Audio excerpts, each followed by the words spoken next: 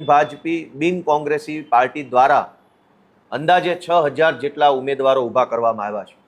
ગુજરાતના ઇતિહાસમાં અગાઉ ક્યારેય પણ કોંગ્રેસ અને ભાજપ સિવાયની કોઈ પાર્ટીએ આટલી મોટી સંખ્યામાં ઉમેદવારો ઊભા કર્યા હોય એવું બન્યું નથી। અમારા માટે આ ખૂબ જ ગર્વ લેવા જેવી બાબત છે કે અમે આટલું કામ કરી શક્યા છીએ, આટલા ઉમેદવારો ઊભા રાખી શક્યા છીએ એ બહુ સારી બાબત છે। પણ અમે ઉમેદવારો ઊભા રાખ્યા એ બાબતથી ભાજપને બિલકુલ ગમ્યું નથી। પહેલાં તો ભાજપે એ કોશિશ કરી કે અમારામાંથી કોઈ ઉમેદવાર ચૂંટણી લડવા તૈયાર થયો હોય તો એ ફોર્મ જ ના ભરે। એના માટે અનેક અમારા દાવેદારો ઉપર, એમના પરિવારો ઉપર પોલીસે દમન કર્યું, ખોટી એફઆઈઆરો કરી, ધાકધમકી કરી, દાબ દબાણ કર્યું। અનેક એવા વ્યક્તિઓને અમારી પાર્ટીમાંથી ઉમેદવાર બનતા રોક્યા ધાકધમકી કરીને। તેમ છતાં પણ જે મજબૂત મક્કમ મનોબળના માણસોએ અમારી આમ આદમી પાર્ટીમાંથી ઉમેદવારી કરી એને ગઈકાલ બપોર પછીથી જ ભાજપ અને પોલીસ બે સક્રિય થઈ ગયા। અમારા અનેક ઉમેદવારોને પોલીસે રૂબરૂમાં જઈને પોલીસ સ્ટેશનોમાં બોલાવીને ધાકધમકી કરી છે કે તમે આમ આદમી પાર્ટીમાંથી ફોર્મ પાછું ખેંચી લો, નહીંતર તમને દારૂના અને લૂંટના અને બળાત્કારના ખોટા કેસોમાં ફસાવી દઈશું। આ કેવી વાત થઈ? અને એમાંય પોલીસ આ ધંધા કરશે ગુજરાતમાં? મારી પાસે રેકોર્ડિંગ છે, મેં પાર્ટીમાં સૂચન કર્યું છે કે બધા જ મીડિયા મિત્રોના વોટ્સએપમાં રેકોર્ડિંગ આપી દેવામાં આવે કે કેવી રીતે પોલીસ, બુટલેગર અને ભાજપના માણસો ત્રણેય ભેગા મળી અમારા ઉમેદવારો ઉપર હવે દબાણ બનાવે છે કે ફોર્મ પાછું ખેંચી લો।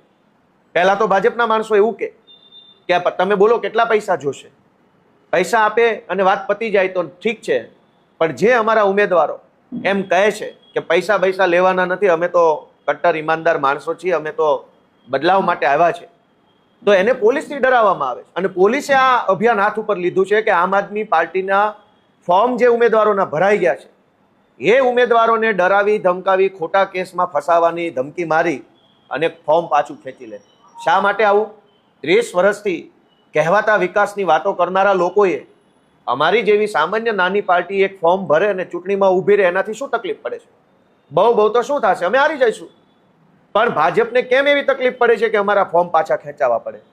અને વાત તો ત્યાં સુધી મળી છે, સરકારી તંત્રમાં પણ અનેક સારા માણસો નોકરી કરે છે, સનિષ્ઠ ઈમાનદાર માણસો નોકરી કરે છે। એમણે અમારું ધ્યાન દોર્યું છે કે ભાજપ આવતીકાલે ખૂબ મોટી સંખ્યામાં આમ આદમી પાર્ટીના ઉમેદવારોના ફોર્મ રદ થાય એ માટે એમના લાગતા વળગતા મળતિયા ટાઈપના જે કાંઈ પણ લોકો હોય એને કામે લગાડ્યા છે।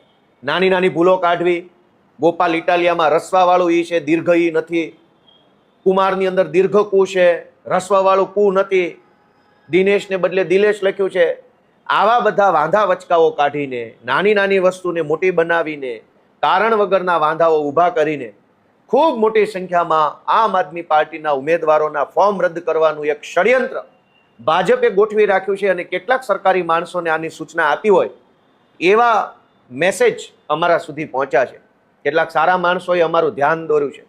ભાજપની અંદર ઘણા બધા મિત્રો છે જે આવા બધા કૂડ કપટને પસંદ નથી કરતા। ભાજપના હોદ્દેદારોમાં ઘણા એવા માણસો છે જે આટલી નિમ્ન કક્ષાની રાજનીતિને પસંદ નથી કરતા।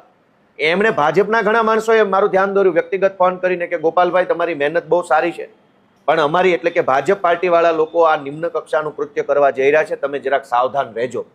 મારી અમારા તમામ ઉમેદવારોને, ગુજરાતભરના લોકોને, સૌ જાગૃત નાગરિકોને એક વિનંતી છે કે જાગતા રહેજો, નજર રાખજો। ઉમેદવારી ન કરી શકીએ એના પ્રયત્નો કર્યા છતાં પણ અમે ઉમેદવાર ઊભા કર્યા તો ફોર્મ પાછા ખેંચાવવા માટે પોલીસ મોકલે છે, પૈસા મોકલે છે, છતાંય અમે ફોર્મ પાછા ન ખેંચીએ તો સરકારી માણસોને હાથો બનાવી અમારા ફોર્મ જ રદ થઈ જાય, અમારા બધા જ ઉમેદવારોના મોટાભાગના ફોર્મ રદ થઈ જાય એવા ષડયંત્ર ચાલુ કર્યા છે। મને એ કહેતા બહુ દુઃખ થાય છે કે 30 વર્ષથી વિકાસની વાતો, ગુજરાતને સમૃદ્ધ બનાવ્યું ને આગળ લઈ આવ્યા ને આવું બધું કર્યું હોય તો પછી તમારે ભાજપવાળાએ આવા ધંધા કેમ કરવા પડે છે? ફોર્મ રદ કરાવવાના ધંધા કેમ કરવા પડે છે? તમને તમારા કરેલા કામ ઉપર, તમારા સરકાર ઉપર ભરોસો હોય તો ચેલેન્જ ફેંકવી જોઈએ ગુજરાત ભાજપના પ્રદેશ પ્રમુખે અમને કે આમ આદમી પાર્ટી હોય એટલા ઊભા રાખી દે, બધા નરવી દઈશું। એવી ચેલેન્જ નથી મારતા, પણ અમારા માણસોને ફોર્મ ન ભરાય, ફોર્મ કાચા ખેંચી લે એના માટે ધમકી મારે છે। મેં અમારા એક ઉમેદવારનો ઓડિયો કે કેવી રીતે પોલીસે, ભાજપે અને કોંગ્રેસના માણસો પણ આમાં સામેલ છે, કેવી રીતે આ આખું ષડયંત્ર છે એનો એક ઓડિયો મેં બધા મીડિયા મિત્રોના ગ્રુપમાં મોકલ્યો છે. મારી અમારા સૌ આમ આદમી પાર્ટીના કાર્યકર્તાઓને વિનંતી છે કે ભાઈઓ બહેનો અમારા યુવાનો હજળ બમ રહેજો. લડાઈ ખૂબ લાંબી છે, ખૂબ મોટી લડાઈ છે. કોઈનાથી ડરવાનું નથી. ગમે એવો મોટો તોપ હોય, ધુરંધર હોય, પણ ઈમાનદારીથી સામે પડીશું તો ગમે એવી તોપ હશે તો એ પાણીમાં બેસી જશે ને ઈમાનદારી જીતશે. આવતીકાલે કોઈ પણ સરકારી માણસો કે ભાજપના માણસો કે ગુંડાઓ કે લફંગાઓ કે પોલીસ જો ડરાવવા ધમકાવવાની કોશિશ કરે તો તાત્કાલિક એનો વિડીયો બનાવી ઓડિયો રેકોર્ડ કરીને સોશિયલ મીડિયામાં મૂકી દેવું, જેથી કરીને લોકોને ધ્યાનમાં આવે કે કેવા પ્રકારની તાનાશાહી ગુજરાતમાં થઈ રહી છે. બસ આ વાત સાથે હું ગુજરાતભરની જનતાને એક વિનંતી કરું છું કે આમ આદમી પાર્ટીને તમારા આશીર્વાદની જરૂર છે. 30 વર્ષથી ગુજરાતની સરકારમાં બેસીને તાનાશાહી કરનારા લોકો અમારા જેવા નાના નાના જુવાનિયાઓથી ડરે છે, અમને દબાવવાની કોશિશ કરે છે. પણ જો ગુજરાતની મહાન જનતાના આશીર્વાદ અમારી સાથે હશે, તમારી લાગણી અને તમારો પ્રેમ અમને મળશે તો અમે આ ગુજરાત માટે, આ સુરત માટે, આ અમદાવાદ, રાજકોટ જેવા શહેરો માટે ઘણું સારું કામ કરી શકીશું. ગુજરાતની જનતા અમને આશીર્વાદ આપે એવી પ્રાર્થના. ગોપાલભાઈ, તમે કીધું ભાજપ અને પોલીસની સાથે સાથે કોંગ્રેસ પણ સંડોવાયેલી છે. કોંગ્રેસનો કયા પ્રકારનો રોલ? કોંગ્રેસની ભૂમિકા એ છે, હું તમને વિસાવદર વિધાનસભાનો દાખલો આપું કે અનેક જગ્યાએ કોંગ્રેસ પાસે ઉમેદવારો જ નહોતા, ભાજપે ઉમેદવારો ઊભા રાખ્યા છે. ભાજપે કોંગ્રેસ વાળાને ફોન કર્યા, કોંગ્રેસના ઉમેદવારને પૈસા આપ્યા, ફોર્મ ભરાયું. એવું વિસાવદરનો જ દાખલો છે મારી પાસે. હું તમને 5 નામ આપી શકું. અહીં કતારગામમાં શું થયું? ભાજપના એક કોર્પોરેટરે કોંગ્રેસમાંથી ઉમેદવારો ઊભા રાખ્યા છે અહીં કતારગામમાં.